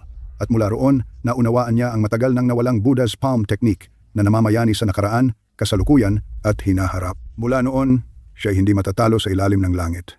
Pero nawala si Lin Kie mahigit 20 taon na ang nakalipas. At walang iniwang pamana. Wala siyang iniwang kahalili. Sino nga ba talagang binatang ito? Sino man siya, hindi siya narito para sa mabuting layunin. Kahit si Hui Wu ay natalo. Baka wala nang makakapigil sa kanya ngayon, maliban na lang kung personal na mamagitan ang kanyang kamahalan. Naipaalam ko na ang lahat sa kanyang kamahalan. Utos ng kanyang kamahalan. May sarili, siyang mga plano. Hindi na kailangang mag-alala. Kung may plano na ang kanyang kamahalan, maaari na tayong magpahinga ng maayos. Kahit sino pa siya, kahit gaano pa siya kalakas, hindi niya kayang labanan ang banal na kapangyarihan ng kanyang kamahalan. Ang tanghaling araw ay nagbibigay ng perpektong lilim. Ako'y nag-iisang umaawit sa tabi ng pavilion sa lawa, payapang pinagmamasdan ang aral ng mga bubuyog. Tahimik na inilalarawan ang magandang anyo ng tagak. Ang masarap na alak ay nagpapalakas ng espiritu. Ang malinaw na tunog ng zither ay pumapasok sa kaluluwa. Malawak at marangal, ang mga lihim na plano ng isip ay tumitigil. Anong kailangan pa ng mga inskripsyon sa tungkod o baston? Ang Confucian Sage, si Lu Wu. Isang matandang scholar lang. Hindi ko kayang angkinin ang titulong paham ng Confucianismo. Naaalala ko, minsan kang sumulat ng isang artikulo na tumuligsa sa nakaraang human emperor. Lubos itong pinuri. Paano ka ngayon naging alipores ni Ye Zhao? Masyadong malakas ang salitang alipores. Narinig ko lang na may kawili-wiling tao na dumating ngayon. Dumating ako para lang makita. Kaya hindi ka rito para pigilan ako? Siyempre hindi. Kahit si Hui Wu ang mongheng bakal na iyon, na hindi tinatablan, ay napatumba mo, paano ako makakalaban sa'yo?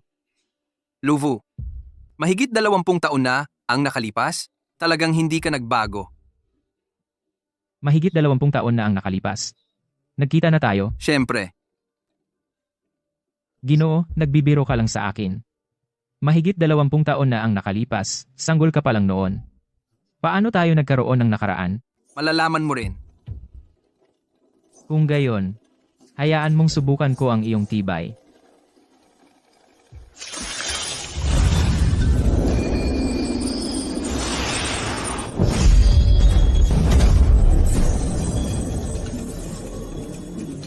Basag!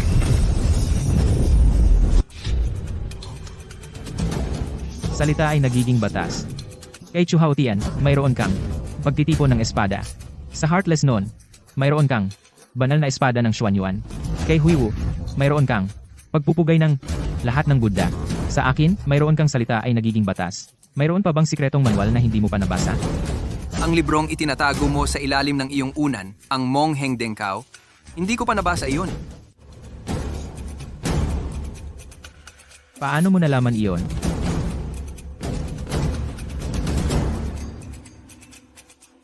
Ikaw nga. Ikaw nga talaga. Alam kong hindi ka mamamatay, gago ka. Pag-usapan natin ang lahat mamaya.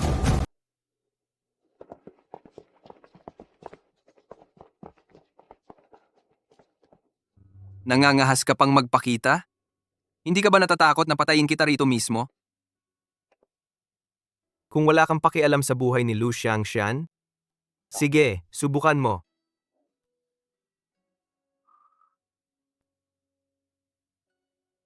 Kaya pala inamin mo rin. Nakakulong si Lu Xiangxian sa isang lugar. Isang lugar na hindi mo mahahanap kailanman. May mga kamera doon, nakatingin sa lugar na ito ngayon. Naibigay ko na ang utos. Kapag ginawa mo kahit isang daliri sa akin, aksiyon agad ang mga tauhan ko. At papatayin si Lu Xiangxian. Hindi ka naniniwala? Subukan mo. Naghahanap ka ng kamatayan.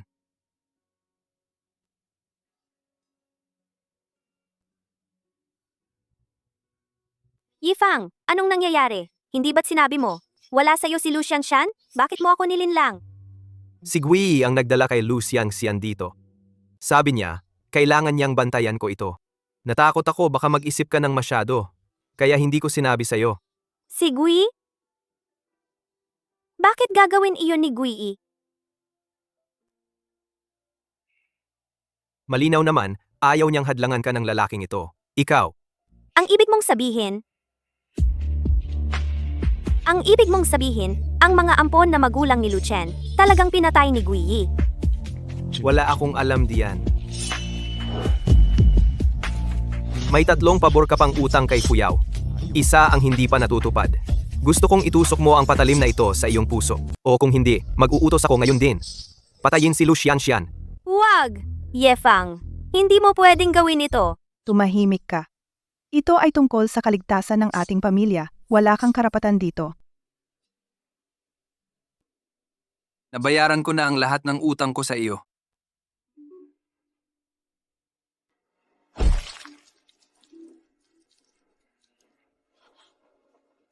Hindi. Arg, Bakit kailangan mong magdusa ng ganito? Ang puso ay isang napakahalagang organ. Kahit na mayroon kang napakataas na pag-unlad sa pagsasanay, ang pagtamo ng ganitong kalubhang pinsala sa puso ay hahantong pa rin sa kamatayan. ako, si Lin Kie, ay hindi kailanman umutang sa sinuman sa buhay ko.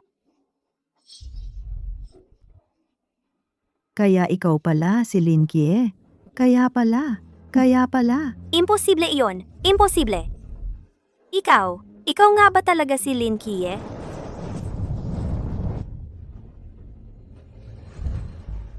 Yi Jiao, dahil nandito ka na, bakit ka nagtatago sa mga anino? Takot kang harapin ako?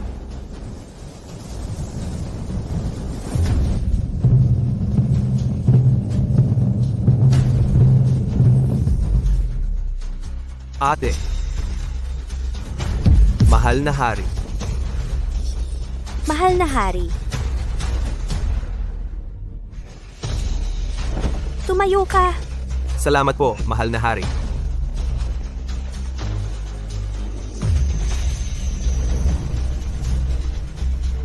Lin Kie, hindi ko inakalang makakabalik ka talaga mula sa pagkamatay.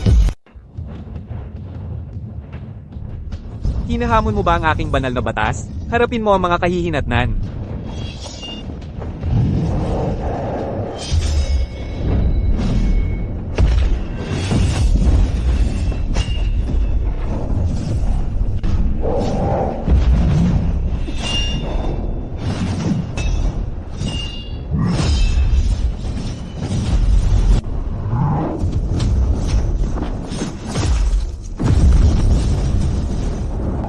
Lin Kie, maghihintay ako sa iyo sa impyerno. Buwisit!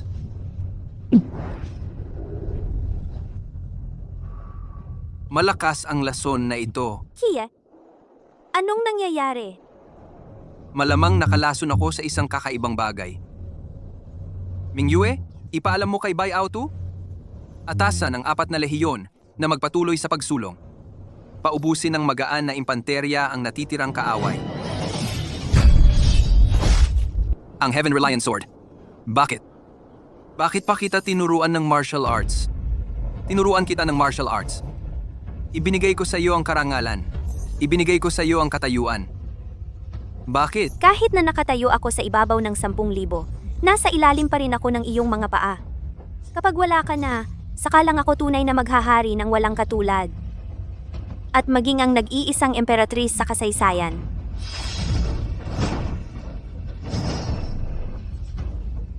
Kahit wala ang Suanyuan Sword, makakaakyat pa rin ako bilang sovereign ng Tao.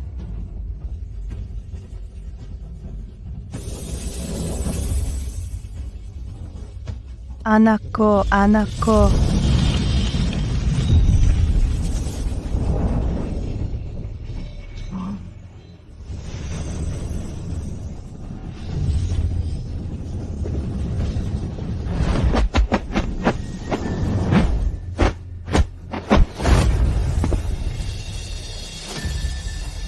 Yeming Yue, salamat sa pagtulong sa akin na makabisado ang sining ng Diyos na labi ng siyam na kamatayan. 23 taon. Sa wakas, nakita na rin kita. Linkie, hindi ko akalain na muling mabubuhay ka talaga. Natatakot ka. Napatay na kita minsan. Kayang-kaya kong patayin kang muli. Kahit na ang 9 Death Silkworm Divine Art ay talagang nagbibigay sa'yo ng 9 na pagkakataong muling mabuhay, kaya ko pa ring patayin ng 10 beses.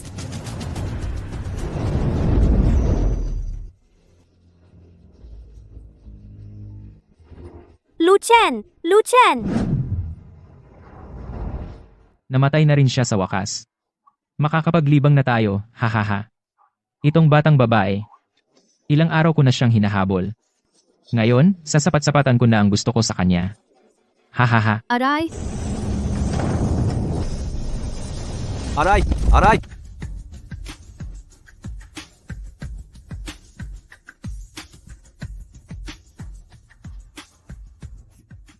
Mahal na hari, si Lin Kie. Talaga bang namatay na siya ngayon? 23 taon na ang nakalipas. Akala ko patay na siya, pero muling nabuhay siya. Ngayon, hindi ko alam. Sa piling ng mahal na hari, kahit siya ay may 9 na buhay, mamamatay pa rin siya. Yifang, sabihin mo sa akin, ikaw ba talaga ang pumatay kay Guyi? Fuyao, ang sakit naman na tinatanong mo pa yan? Sa pagitan natin, gano'n na ba kaliit ang tiwala? At saka, ano ba ang mapapala ko sa pagpatay kay Guyi? Pinatay mo si Muguyi para ako ang pagbintangan. Siyempre. Imposible. Si Lu Xianxian ay nasa ilalim ng mahigpit kong kontrol. Di mo ba maintindihan? Nagpanggap siyang patay para bumaba ang iyong pag-iingat at mailigtas siya.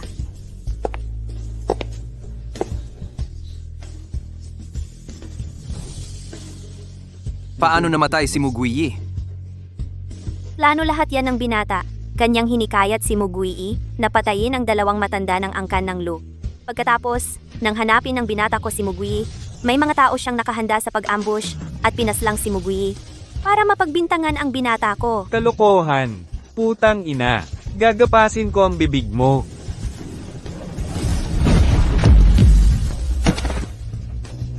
Ate! Iligtas mo ako! Tulungan mo ako!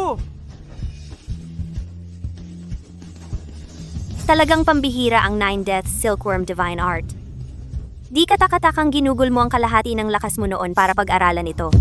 Kung hindi mo ako pinatay, tumulong sa akin na malampasan ang huling hadlang, baka hindi ko kailanman natutuhan ang sining na ito. Sa isang paraan, dapat kitang pasalamatan. Eh ano naman kung natutuhan mo na ito? Ako ay naging emperatrice na?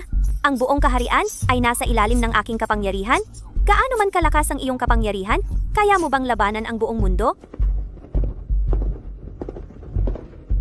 Kami, ang mga marangal na pamilya, sumusunod lamang sa utos ng kanyang kamahalan. Nakikita mo, Lin Kie, ang mga pamilyang kumokontrol sa karamihan ng mga yaman sa kahariang ito ay nasa aking panig. Ano ang saysay ng pagiging pinakamagaling sa mundo? May kasabihan, kahit na nasa harap mo ako, gagawin kong kalaban ang buong mundo. Gaano man karaming tao ang tumulong sa iyo, basta't nasa harap ko ka, ang pagpatay sa iyo ay magiging kasimdali ng pagpapatay ng langaw. Akala mo ba ako, si Ye Zhao, ay pinalaki sa mga hungkag na banta? 10 taon na ang nakalipas, binasag ko ang pagitan ng mortal at langit. Tumuntong ako sa landas ng sukdulan.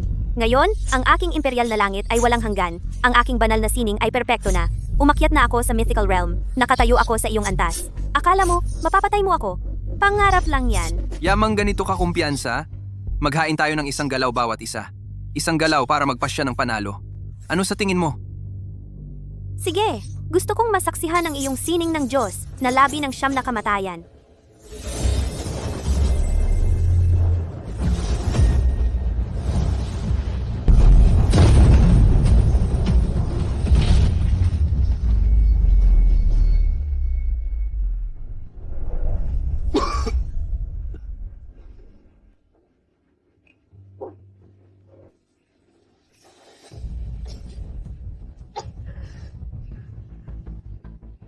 Imposible. Hindi ako maaaring matalo sa iyo. Lucien, ayos ka lang ba? Hoy, okay ka lang?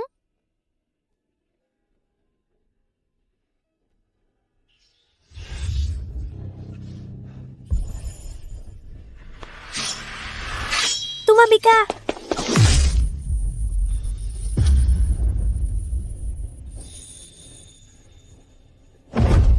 Mamatay ka. Nasaktan ka ba, Fuyaw? Pasensya na. Sa totoo lang. Mali ako sa'yo. Hindi ako naging mabuting asawa. Hindi kita sinisisi. Hindi kita sinisisi. Nasa puso kita palagi. Hindi kita tumigil mahalin. Pinilit ako ng pamilya ko na pakasalan si Ye Fang at nagalit ako sa'yo. Hindi ko siya minahal. Hindi ko siya hinayaang hawakan ako. Alam ko, Fuyao. Alam ko ang lahat. 3 beses kitang sinaksak. Masakit ba? Hindi naman. Gumaling na ako. Alam kong nalinlang ka. Hindi mo naman sinasadya. Mabuti naman. Natutuwa ako na may nagawa ako para sa'yo. Sa susunod nating buhay. Mag-asawa ulit tayo, ha? Si, hindi lang sa susunod na buhay. Magiging mag-asawa tayo sa lahat ng ating buhay.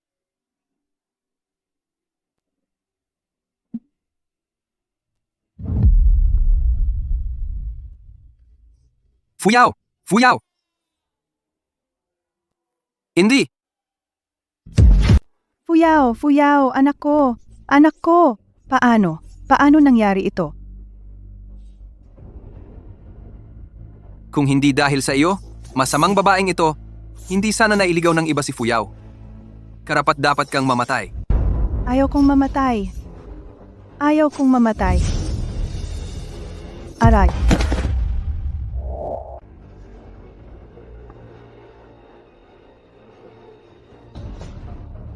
Huwag ninyo akong patayin. Lahat kami ay handang sumuko. Mula ngayon, ang buong mundo ng mga mortal ay sasambahin ka bilang Panginoon. Ikaw ang magiging bagong emperador. Emperador, ilang henerasyon na kayong nagkultiba para lang subukang balikan ang takbo ng kasaysayan. Mula sa araw na ito, ipinagbabawal sa lahat ng mga angkan ng kultibasyon ang pumasok sa mundong mortal. Huwag ninyong aapihin ang mga ordinaryong tao gamit ang inyong kultibasyon. Kung mayroong lalabag, ang buong angkan, ang buong sekta ay lubusang lilipulin. Mabuti pa'y magpakabuti kayo.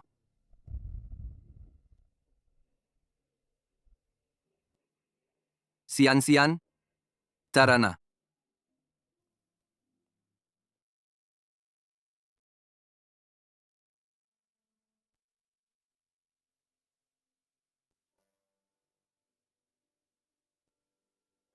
Kapatid, 3 taon na mula nang pumanaw ang iyong asawa. Kailangan mong bumangon. Kung malaman man ng iyong asawa sa kabilang buhay, matutuwa siya rito. Sa paningin ko, bata ka pa rin. Tama ka. May bagong anyo na ang mundong mortal. Dapat ko ring kalimutan ang sakit ng nakaraan. Ano ang balak mong gawin, kapatid? Babalik ako sa dati kong hanap buhay. Magtitinda ng pakyawan, ng pakwan. Mas maganda na ang panahon ngayon, mas madali ang negosyo. Hehe, gusto kong sumama sa iyo, kapatid.